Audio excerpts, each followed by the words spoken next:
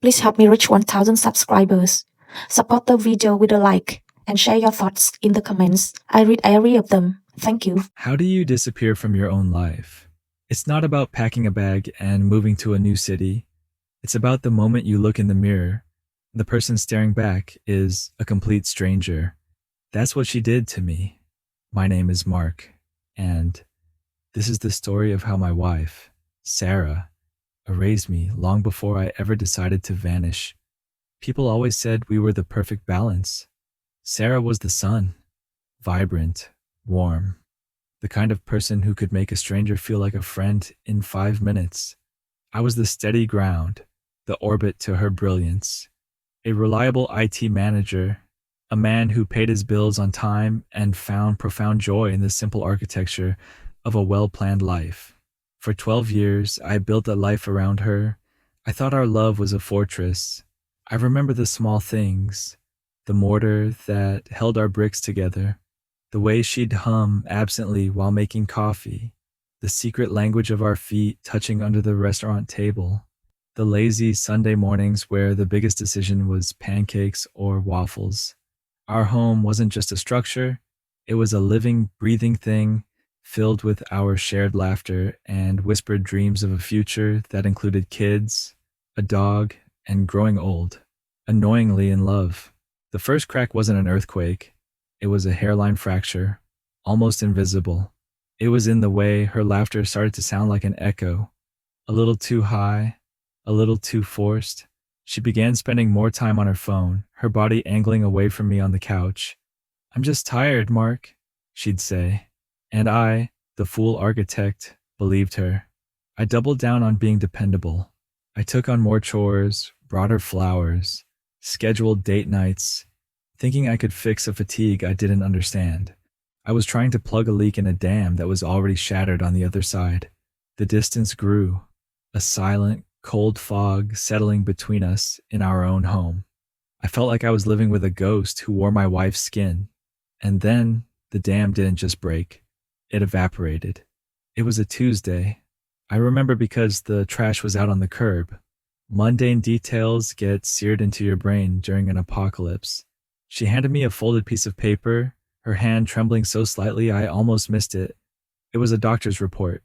The words paternity exclusion and 99.9% probability didn't feel like words. They felt like shrapnel. The baby she was carrying, the child I'd already begun to love in the abstract, the future we had planned, was not mine. The floor didn't just drop. The entire universe tilted on its axis, and I was sliding off into a void. The silence after she handed me that paper was the loudest sound I've ever heard. It was a physical presence, thick and suffocating. I looked at Sarah, but she was staring at a crack in the floorboards as if it held the secrets of the universe. My mind, usually so orderly, became a chaotic storm. I tried to form a question. Who? When? How long? But the words disintegrated before they reached my lips. All I could manage was a hollow, "I see." Two words that carried the weight of 12 years crumbling into dust. I didn't sleep that night.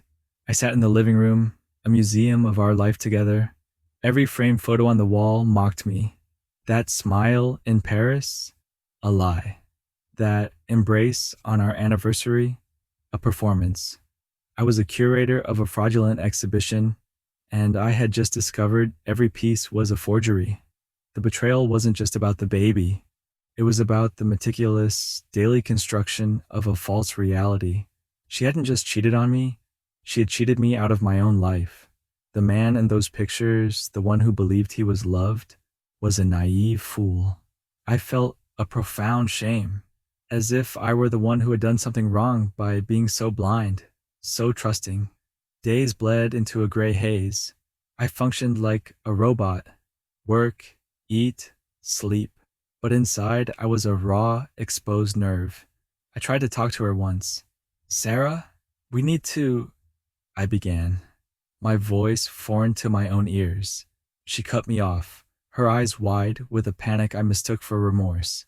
"Please, Mark, don't. I can't do this right now." She placed a hand on her stomach. a silent, powerful weapon. That small gesture, the protection of a child that wasn't mine, was the final, definitive act of my exclusion. I was no longer her husband. I was a problem to be managed, an obstacle between her and the life she'd chosen. The house was no longer a home. It was a beautifully decorated tomb for the man I used to be. The moment of decision didn't come with a bang, but with a whisper. It was 2 a.m., and I was watching her sleep. In the moonlight, she looked peaceful, innocent, and in that moment, I realized with chilling clarity that I felt nothing. No love, no hate, just a vast empty silence. The connection was severed. Staying would be a slow, spiritual suicide. So, I made a choice. I wouldn't fight, I wouldn't scream. I would simply cease to exist in her story.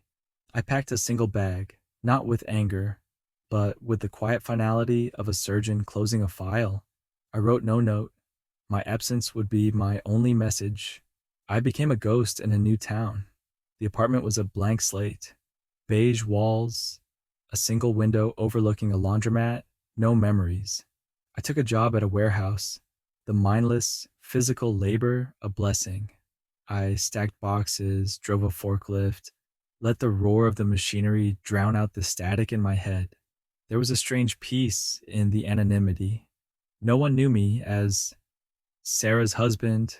I was just Mark, the quiet guy who did his job and kept to himself. I started running, pushing my body until my lungs burned and my muscles screamed, trying to outpace the ghost of my past. For the first year, I was numb. I didn't cry for my marriage, for the lost future. The betrayal was a clean surgical cut, and the numbness was the anesthetic. But anesthesia wears off. The pain came back not as a sharp stab, but as a dull, constant ache. It would hit me in the supermarket, seeing a couple arguing over cereal, and I'd feel a pang of envy for their mundane problems.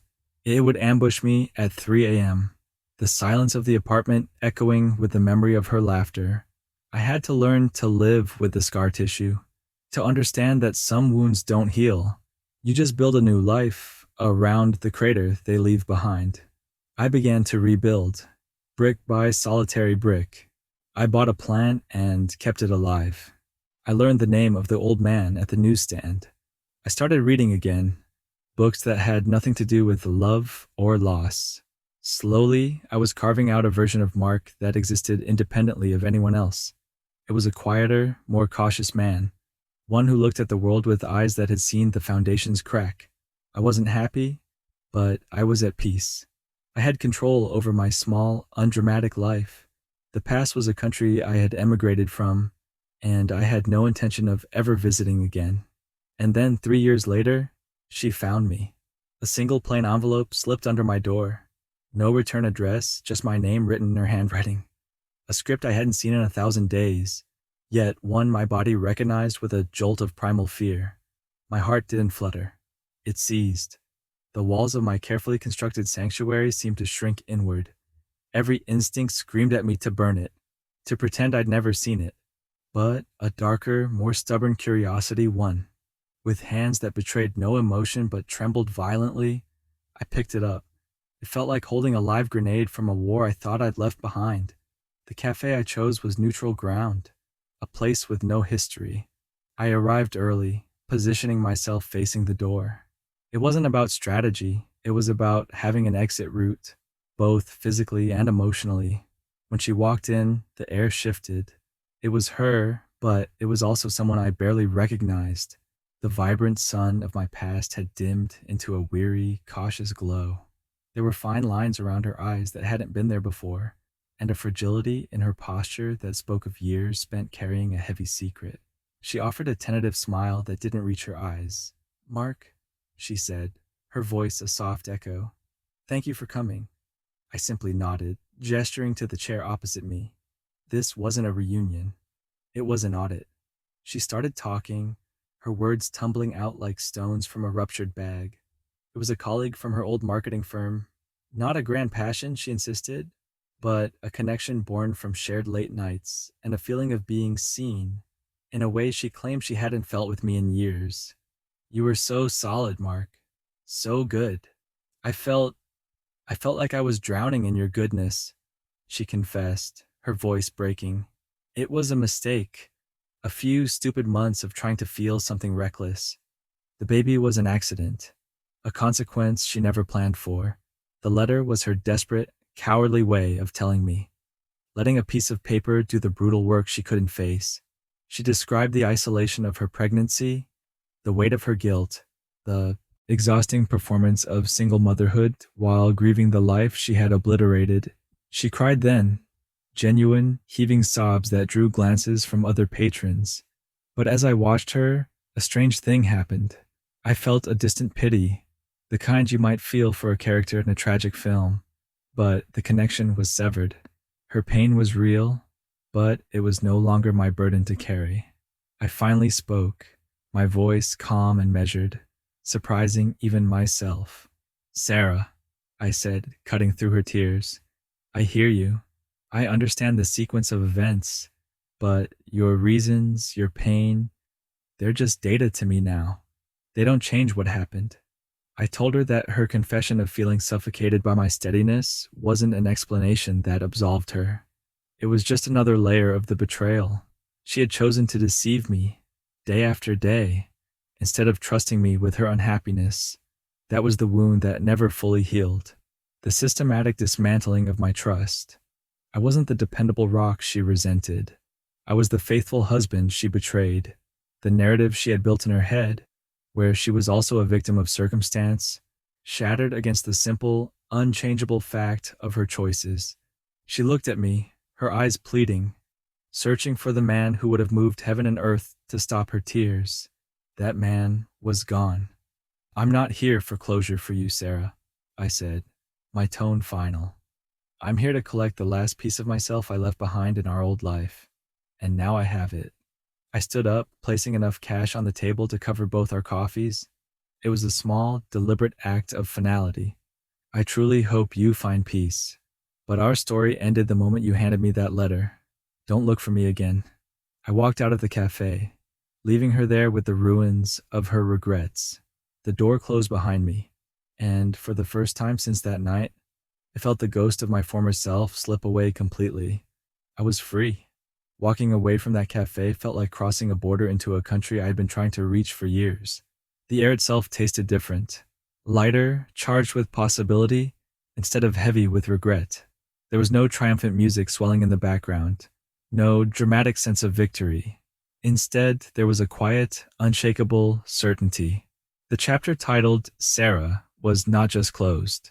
It was archived, its lessons absorbed, its pain acknowledged, but no longer allowed to dictate my present. The following months were a deliberate exercise in rebuilding. This time, I wasn't constructing a life for two, or a life meant to be admired from the outside.